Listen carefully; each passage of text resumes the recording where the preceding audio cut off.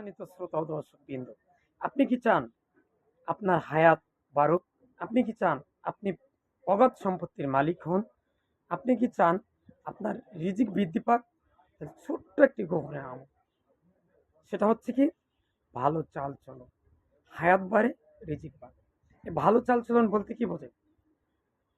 আলহামদুলিল্লাহ, আমার সুস্থ ধারণা যেগুলা কোরআন এবং হাদিসের আলোকে বুঝতে পারি, যে আমি মানুষের সাথে ভালো ব্যবহার করব, নোংরা ভাষা ব্যবহার করব না, সৎ পথে চলবো, ৫ ওয়াক্ত নামাজ পড়বো, কোরআন এবং সহিহ হাদিসের আলোকে চলবো, শিরক বেদাত কুফরি ও গীবত মুক্ত থাকবো, হাতে কাজ মুখে লা ইলাহা ইল্লাল্লাহ পড়বো, সুবহানাল্লাহ, আলহামদুলিল্লাহ, আল্লাহু আকবার, লা ইলাহা ইল্লাল্লাহ গুলা বেশি বেশি পড়বো, ৫ ওয়াক্ত নামাজ পড়বো, সন্তানকে মাদ্রাসা পড়াবো এবং সদাচরণ করবো, বাপ মার সাথে সুন্দর আচরণ করবো।